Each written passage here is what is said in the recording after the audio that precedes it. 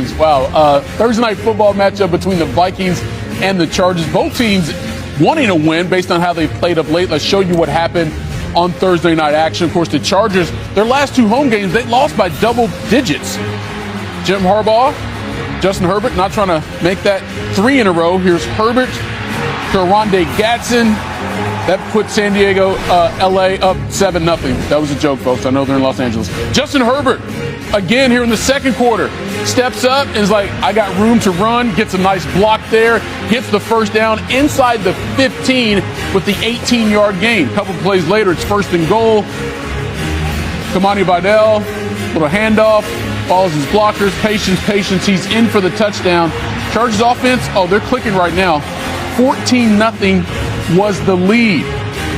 Carson Wentz.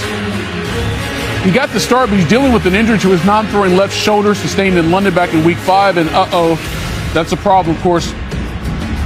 J.J. McCarthy's been out since week 3 with that ankle situation.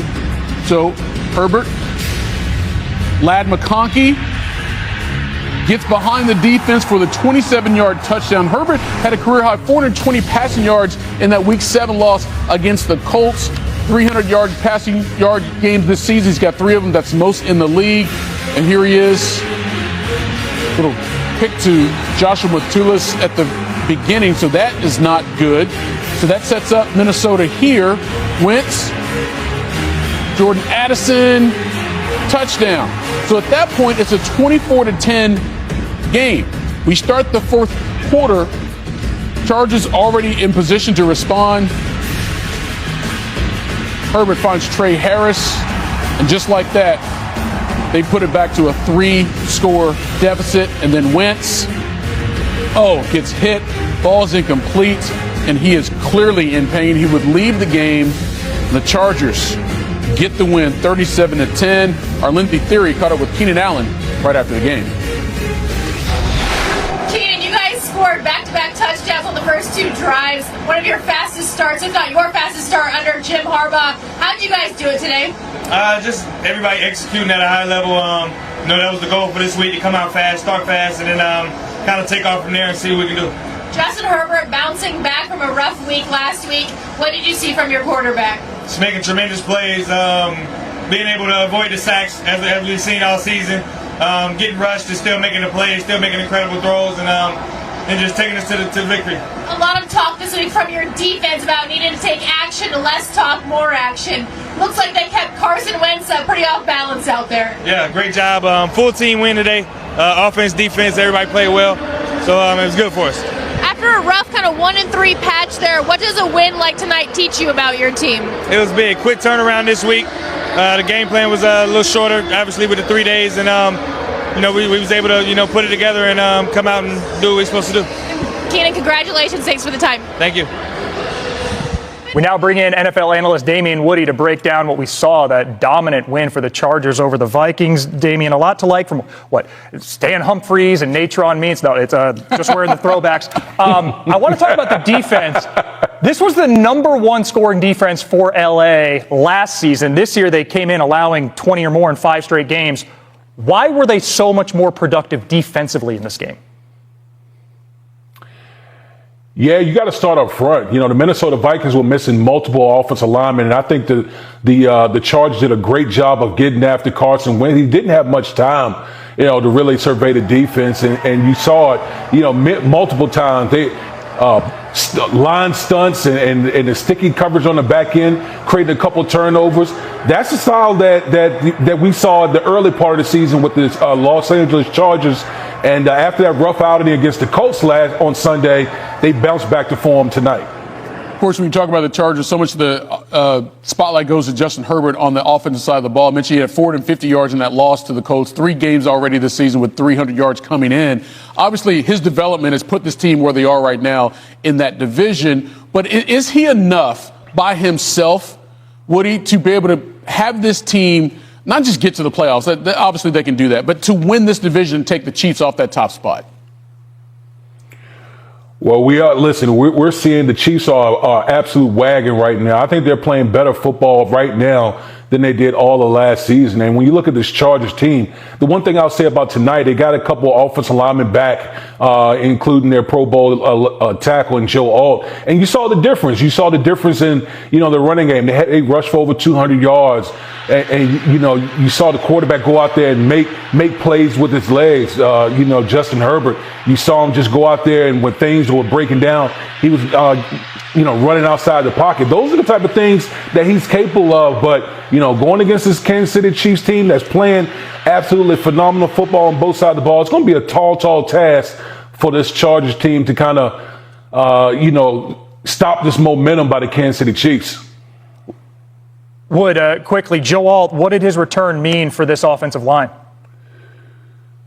Oh, it means everything. He's one of the better offensive tackles that we have in our game, and clearly saw the protection, not only the protection, but the run game of the Chargers as well tonight. All right, Damian Woody, as always, appreciate the perspective here on SportsCenter. For more insight into what happened out there, we bring in Oronde Gadsden from the Chargers. Of course, he caught that first touchdown from Justin Herbert to start the game. First of all, congratulations on the win. You guys, the last two times you played at home, you got beat by double digits. Obviously, you wanted to stop that streak. What went into the way you guys started this game here against the Vikings? Just getting past those two losses, like you said before, and just stepping up and getting ready for this game on Thursday. Just putting everything that happened behind us and looking forward to the future. You guys got off to such a great start to the season, and you get those losses, and you know how it is in the league. Like, you can be the hottest thing right now, and all of a sudden everyone's down on you. What has this spell told you about the overall makeup of this game, Oronde, that you guys know how well you can play, but you also know that teams can get you if you're not on your best? Yeah, it's not like where I came from in college, where you got these highly ranked opponents versus some unranked teams. I mean, every Sunday, everyone's going all out. These are professional players. Everyone's great, and anything that you do that hurts yourself, offsides, getting tips, getting overthrows, getting holding penalties, anything that sets the offense back, sets your defense back, sets special teams back. It just kind of throws the team off, and then puts you in a bad spot, and that's how you can lose games that you think you should win, even when you're hot. And we got a cool graphic on the screen right now that you can't see, but you are the first rookie tight end with 240 yards and 2 touchdowns total over a 2-game span since 1961. Don't want to do the math, but we know that was a long time ago. And I guess the question is, with a performance like that the last couple of weeks, will your dad actually start you in fantasy? I don't think he will. I think he's going to keep me on the bench, especially how things have been going the last, 3 games. Well, maybe at this point he's like, well, just the motivation for him to play better if I don't put it on my fantasy team. Unless he's 0-3 in those 3 weeks, then he's got to. I'm saying if he's something at that point. I'm saying if he wants to win, he's got to put the Chargers tight end on his starting lineup. That's all I'm saying. Yeah. I want to ask you about your quarterback. I want to ask you about your quarterback, Justin Herbert. Yeah. Obviously developed into one of the better QBs in the league. What is his overall impact on this squad? Not just when you guys are out there between the lines, but the overall influence he has on this team collectively. His overall influence is, everything for the team, especially off season, like training. I'm watching him, and he's not one of the guys that's falling back behind everyone. I mean, he's leading the group no matter what it is, sprints, planks. I can remember times we were doing the conditioning test, and I was falling out, and I was on the ground dying after the conditioning test, and he's still up, still running 3 more. Just keep going at it, keep grinding, and I mean, you trust him. You trust him with everything, man. Like, I don't care where he puts that ball. I'm going to turn the way he throws it. I never think, he throws a bad ball. I haven't seen him do it yet, really. I mean, I honestly haven't. Yeah, I mean, if your quarterback is still out there going through conditioning, how can you not be, right? Got to follow that lead. Yeah. Oronde, again, congratulations. Solid game, solid 2 stretch of games here. Maybe your dad, like we said, will put you on. What's up, Vikings fans? It's Victor here from Report Vikings, and man, I don't even know where to start with this one. After that 37-10 blowout loss to the Chargers, the entire state of Minnesota is buzzing, and not in a good way. This wasn't just another loss. This felt like a breaking point, because now, reports are coming out that Kevin O'Connell's job is in serious danger. The Will family, the owners of the team, are reportedly furious after what they saw on Thursday night. And apparently, they're even considering firing O'Connell before the end of the season. But here here's the twist. GM Kwesi Adolfo-Mensah is pushing back, saying it's better to wait until the end of the season before making that call. So yeah, things are heating up inside the Vikings organization. Let's break down what's really going on. Let's be honest, this team looks nothing like last year's. Last season, the Vikings didn't lose their third game until week 18.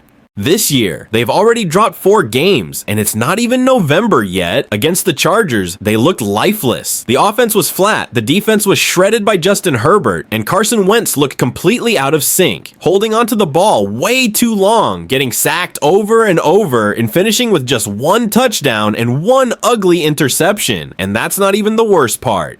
Because the real story, the one that's lighting up social media, talk shows, and every Vikings group chat, is that Kevin O'Connell decided to keep Carson Wentz in the game despite being injured. Everyone could see he wasn't 100%. He was limping, clearly in pain, and yet, O'Connell left him out there to get hit by Khalil Mack and that Chargers pass rush all night long. That's the kind of decision that loses a locker room.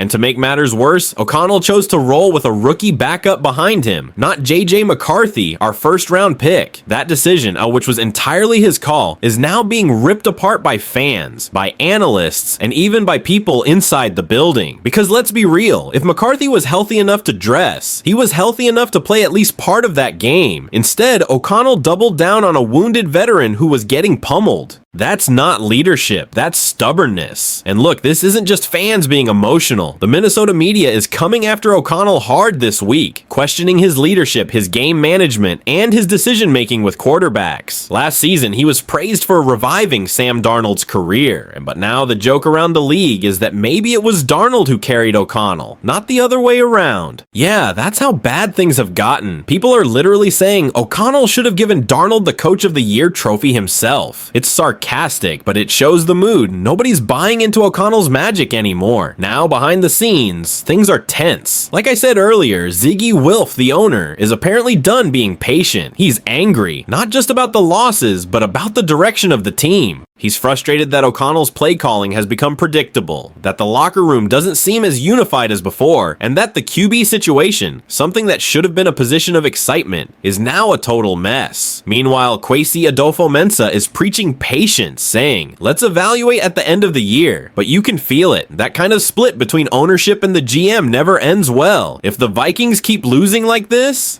O'Connell might not even make it to that end of the season evaluation. Now, here's where I stand, guys. I've always liked Kevin O'Connell. He brought energy, he brought optimism, and he brought some creative play calling that really opened up our offense last season. But this year, it just feels off. The accountability isn't there. The team looks flat, and when you start risking your quarterback's health for no reason, that's when I start questioning everything. You've got a young QB in J.J. McCarthy, the guy you drafted to be the future, sitting there while you send Wentz out to get smashed on national TV. That's not smart football, that's desperation. If O'Connell doesn't fix this fast, and I mean fast, this could be the end of his run in Minnesota. But I want to know what you guys think. Should the Vikings pull the plug now and fire Kevin O'Connell mid-season? Or do you think Kwesi's right to wait until the year's over? Drop your thoughts in the comments below, hit that like button if you're as frustrated as I am right now, and make sure you subscribe to Report Vikings. We've got a lot to talk about in the weeks ahead, because honestly, this season is starting to feel like it's hanging by a thread. Let's hope someone in that building wakes up before it's too late. Skull Nation, stay strong.